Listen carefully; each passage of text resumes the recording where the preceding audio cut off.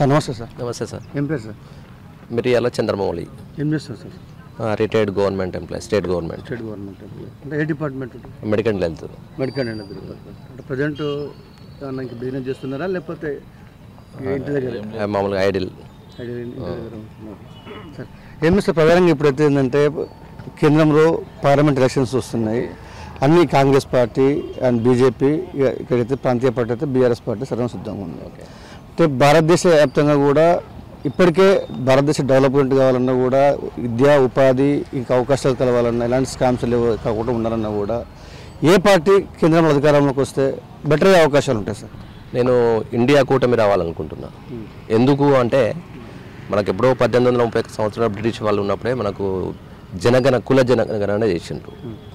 ఆ based మనకేంది BC వాళ్ళకు కానీ సరే ఆ రోజు అంబేద్కర్ చట్టంలో పెట్టినట్టు ఎస్సీ ఎస్టీ వాళ్ళకు రిజర్వేషన్ కల్పించారు రాజకీయంగా.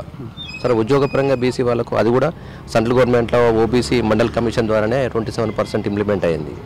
కానీ ఈ రోజు వరకు కూడా రాజకీయంగా ఈ అణగారిన వర్గ కులాలు ఎప్పుడైతే అధికారంలోకి వస్తాయో అప్పుడే మిగతా భారతదేశంలో ఉన్న జనాభాలో కనీసం 65-70% బీసీ అణగారిన కులాలు ఉన్నాయి.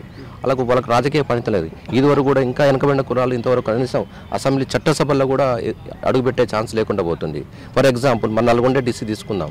సరే కాంగ్రెస్ అంటే అభిమానం ఉంది, బీజేపీ అంటే కూడా అభిమానం ఉంది. కానీ ఇప్పుడు ఇవాళ ఒక రాహుల్ గాంధీ ఒక నిర్ణయం తీసుకున్నాడు. ఏం తీసుకున్నాడు? జోడో యాత్రలలో ఖచ్చితంగా ఈసారి నేను కులగణన చేస్తానని తీసుకున్నాడు. అంతకుముందు నరేంద్ర మోడీ కూడా పెట్టిండు. రీసెంట్లీ అసెంబ్లీ ఎలక్షన్స్లో నేను బీసీ ముఖ్యమంత్రి చేస్తాంటుండు. ఇలా బీసీ వాళ్ళకు ఏం ప్రకటించమని ఈరోజు నేను బీసీ ప్రధాన ఆయన కావచ్చు, బీసీ వాళ్ళకి మాత్రం చేసింది ఏం లేదు నరేంద్ర మోడీ. ఎప్పుడైనా సరే ఆ పార్టీ పుట్టింది ఆధిపత్య కులాలకు వెళ్ళి పుట్టింది. అంటే నా ఉద్దేశం అది ఆధిపత్య కులాలకు పెట్టింది. అది వాళ్ళు ఓన్లీ ఫార్వర్డ్ కమ్యూనిటీ కోసం డెవలప్మెంట్ చేస్తారు. నాకు కావాల్సింది ఏంటంటే బీసీ వాళ్లకు చట్టసభల్లో నరేంద్ర మోడీ గవర్నమెంట్ రాబోయే కాలంలో ఏంటంటే ఇండియా కూటమి రావాలని కోరుకుంటున్నా. కానీ ఇప్పుడు పవర్ ఎట్లా ఉందంటే ఎవరి మామూలు సామాన్య మానవుడు పోటీ చేసే పరిస్థితుల్లో లేదు. ఇప్పుడు ఈసారి చెప్పినట్టు కూడా విద్యా వైద్యం అందిస్తే ఉచిత పథకాలు అన్నీ వేస్తండి. విద్యా వైద్యం అందిస్తే చాలు. ఇప్పుడు ఏంది సామాన్య మానవుడు పోటీ చేయించాలంటే కోట్లు కావాలి. ఇప్పుడు ఫర్ ఎగ్జాంపుల్ నిన్నగాక మొన్ననే నిర్మలా సీతారామన్ మాట్లాడింది. ఆమె ఆర్థిక మంత్రి అయినప్పటికీ కూడా ఆమె ఏమన్నది, నా దగ్గర డబ్బులు లేవు, నాకు పోటీ చేయడానికి డబ్బులు లేవు, నన్ను రాజ్యసభకు పంపించడానికి చెప్పింది. అంటే మామూలు ఒక రిక్షా పూలర్ కూడా పోటీ చేసే మన భారతీయ ప్రజాస్వామ్య వ్యవస్థలో అంబేద్కర్ పెట్టిన రాజ్యాంగాన్ని చూసుకుంటే ఆ ప్రకారంగా సామాన్య మనం కూడా పోటీ చేసే స్థితి ఉండాలి. ఆ స్థితిలో లేదు. ఏదైనా మనీతోటే నడుస్తుంది. ఆ మనీ వ్యవస్థ పోవాలి.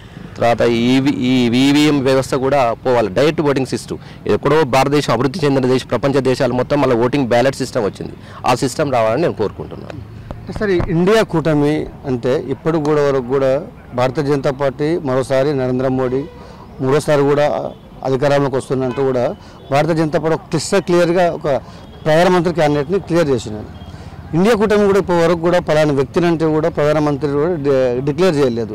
అంటే కూటమిలో వస్తే కూడా మళ్ళీ విక్షీణమయ్యే పరిస్థితులు అయితే ఏర్పడుతున్నాయి. న్యాచురల్ వస్తే రావచ్చేమో కానీ మార్పు కావాలంటే 10 ఏళ్ళు ఇచ్చిన వాళ్ళకి అవకాశం. 10 ఏళ్ళు ఇంకా అభివృద్ధి ఇంకా మూడోసారి ఎందుకు ఇంకా నేను చాలా అనుకుంటున్నాను. అయితే నా ఉద్దేశం, నా పర్సనల్ ఒపీనియన్ అది. ఇప్పుడు నాకున్న పేపర్ నాలెడ్జ్ కానీ మన media, electronic media, print media చూసే ప్రకారం మాత్రం మళ్ళీ బీజేపీ వచ్చే ఛాన్సెస్ అయితే ఉన్నాయి.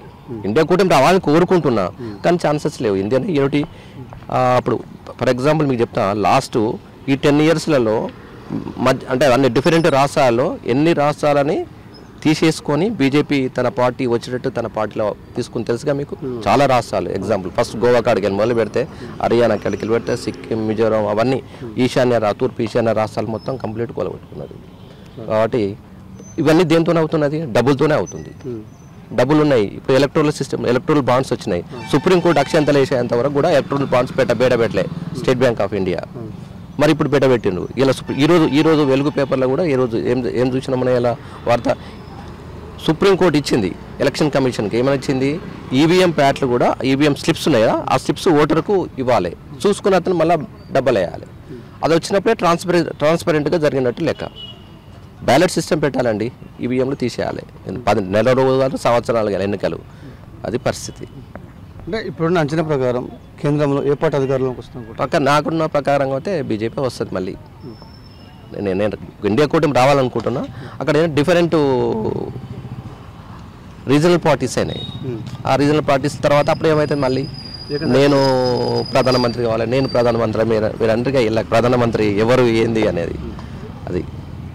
Okay, thank you sir.